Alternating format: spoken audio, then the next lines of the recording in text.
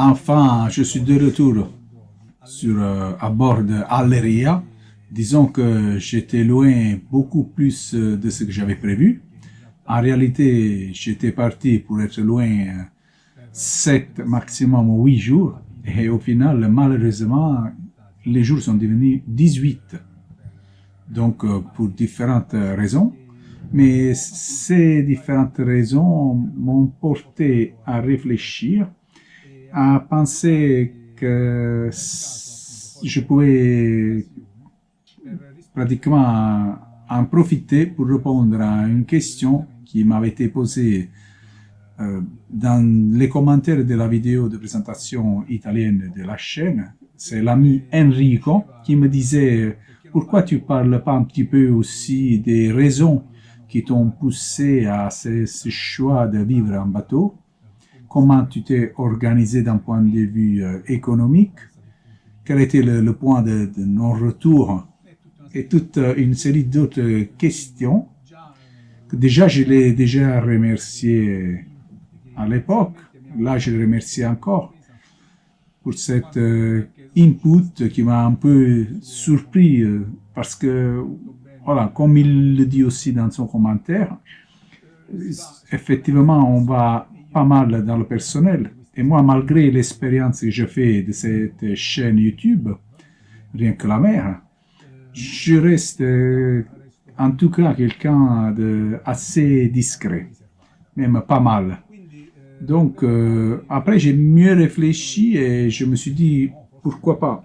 C'est peut-être même juste que je le fasse. Avec, voilà, un peu de retenue, mais je vais quand même satisfaire cette belle question qui m'a posée Enrico. Donc, sa première question, c'est « Quelles sont les raisons ?» Les raisons, quelles sont les raisons? Disons que là, il faudrait une vidéo de plusieurs heures parce que, voilà, il y a vraiment beaucoup à dire. Il y a tout un historique personnel derrière tout ça.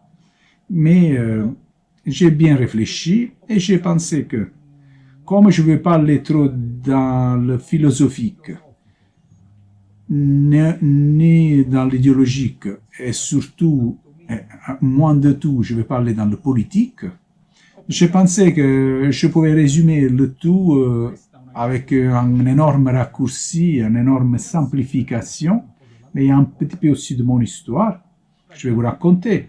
Donc moi, je suis quelqu'un que pendant les premiers 25 ans de sa vie a essayé de, disons, lutter, combattre pour changer cette société.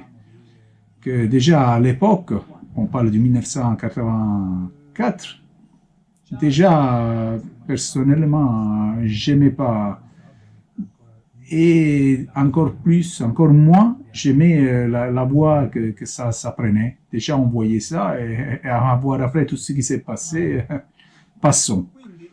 Donc, voilà, disons que, voilà, toujours, bien sûr, d'une façon absolument démocratique, classiquement au lycée, aux premières lignes de l'occupation étudiante du lycée, après l'occupation de l'université, de la fac, contestation, beaucoup de dialogues, débats pendant lesquels on refait le monde, des merveilleux projets.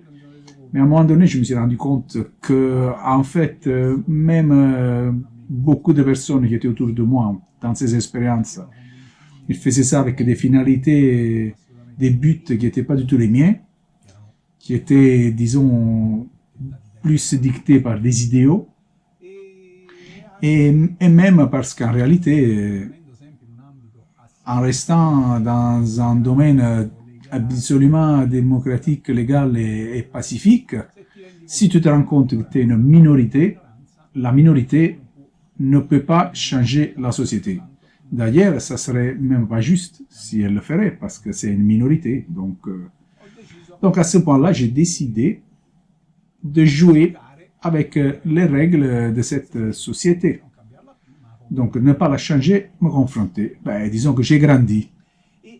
Donc, quoi dire, ces choses-là sont même déterminées par des rencontres qu'on fait dans la vie, plusieurs choses. Donc voilà, je me suis comment dire, résigné à vivre avec les règles de cette société. Donc la carrière, j'ai devenu architecte, études d'architecture, mon propre bureau d'études, satisfaction, et j'ai gagné bien ma vie. J'ai fait ce qu'il fallait faire selon la société. Le problème, je me suis rendu compte que c'était pas ça ma vie. Je n'étais pas content.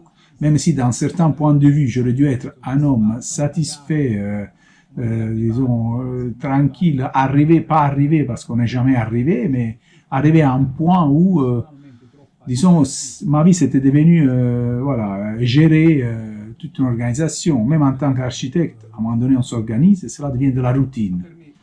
Et pour moi, la routine, c'est la mort.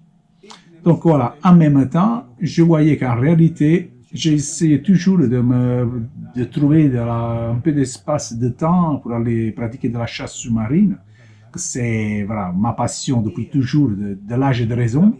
Et après la voile, progresser, apprendre, vivre le plus longtemps possible sur un bateau. Mais à un moment donné, je me suis rendu compte que ces petits moments que j'arrivais à trouver ne me satisfaisaient plus. C'était pas suffisant pour moi. J'étais pas heureux. Donc je suis parti, je suis venu en France. J'ai fait un stage pour voilà, formation en tant que moniteur Glénan, le stage pédagogique. Voilà, je vais pas parler maintenant de ça. Là, je suis arrivé à la troisième phase. Donc, première phase, essayer de changer la société. Deuxième phase, essayer de changer, de vivre dans la société avec ses règles, ses propres nécessités, pas les miennes. Donc, et à mon avis, pas celles de beaucoup d'entre nous. Mais voilà, je ne vais pas exagérer. Donc, troisième phase, maintenant, arrêter le monde. Moi, personnellement, je vais descendre du monde. Au mieux, je vais monter sur mon voilier, je vais m'éloigner des côtes, je vais vivre comme je le dis moi, comme je veux, avec mes propres exigences. Pas avec les exigences qui sont dictées par... voilà. J'adore la référence à un film que... Ça a toujours été mes idées, mais quand j'ai vu ce film, je suis resté vraiment ébahi, parce que vraiment avec une génialité... une intelligence, une beauté que certainement sont bien au-delà des miennes. Vraiment, c'était vraiment la métaphore de ma vision de la société d'une façon parfaite. Le film, c'est Matrix. Voilà, la Matrix. Moi, c'est la fuite de Matrix. La deuxième question d'Enrico, c'est comment tu t'es organisé d'un point de vue économique. Bon, point de vue économique, c'était élémentaire. Et je pense que c'est une chose, c'est à la portée de tout le monde, de beaucoup d'entre vous. Peut-être pas tout le monde, mais ceux qui disent « Ah, je suis jaloux de toi ». Mais c'est très simple. Moi, j'ai vendu mon appartement. J'ai plus d'appartement. J'ai plus de logement. Avec cet argent, j'ai acheté le bateau. Des petits, minuscules investissements immobiliers. J'ai 2 petits studios qui sont loués. Et j'ai le minimum. Parce que voilà, je vais faire un pas à l'arrière au discours que je faisais avant. Ma philosophie depuis toujours a été réduction des besoins. Tout se base sur la réduction des besoins. Je me suis rendu compte depuis très très longtemps que mes besoins sont assez limités. Quand vous me donnez la mer, je peux aller faire la chasse sous-marine, je peux aller en voilier, je peux m'arrêter en beau mouillage et surtout rencontrer des belles personnes. Ça, c'est fondamental. Peut-être la chose que plus j'aime de la navigation, c'est les rencontres qu'on fait dans la mer, sur les pontons, dans les ports, surtout en hiver. J'ai fait des expériences avec des vrais hommes et femmes de mer, des gens merveilleux qui t'enrichissent l'âme. Donc voilà, c'est ça mes besoins. Réduction de besoins en échange d'une augmentation de liberté. C'est ça la recette. Réduire les besoins pour augmenter sa propre liberté. Aujourd'hui, j'ai vraiment un petit peu moins de ce qu'il me faut pour vivre cette vie. J'espère faire un peu de charter knowledge occasionnel, c'est en Italie, c'est possible de le faire. Et pour moi, si j'arrive à faire ça, ça serait suffisant pour vivre dans la tranquillité économique. Certes, c'est une aventure. C'est un pas peut-être même un peu risqué, mais voilà. Après, en discutant avec quelqu'un en rapport à cette vidéo, ce qui m'a été dit, c'est que au final, la réalité, le problème, c'est pas vraiment celui-là économique, mais celui de se rendre compte qu'il faut être capable de renoncer à tout un ensemble de conforts auxquels on a été habitué, à mon avis, voilà, toujours imposé par la société, mais bon, tout ce qui te donne au retour cette vie-là en mer est plus que suffisante pour compenser la réduction de ces voilà, connus besoins dont la majeure partie, à mon avis, sont absolument imposés par le système social dans lequel on se trouve à vivre. Donc, voilà. Maintenant, je m'arrête ici. Enrico me disait aussi de dire dans quel port tu te trouves, pourquoi tu l'as choisi, comment tu te trouves et quelles seront tes prochaines étapes, tes prochains itinéraires, quels sont tes programmes pour le futur. Mais la vidéo a déjà duré très longtemps par rapport à la moyenne de mes vidéos. Je me suis imposé voilà, de ne pas faire des vidéos trop longues. Celui-là, il est devenu déjà très très long, donc je m'excuse. Je remercie tous ceux qui m'ont regardé jusqu'à maintenant. Ces autres questions-là, je vais répondre dans une autre vidéo. Pour l'instant, je vous remercie pour ceux qui ont résisté jusqu'à la fin. Comme toujours, je vous dis, si tout ça vous intéresse, voilà, si vous inscrivez à la chaîne, ça me fait plaisir. Mettez un like, un commentaire.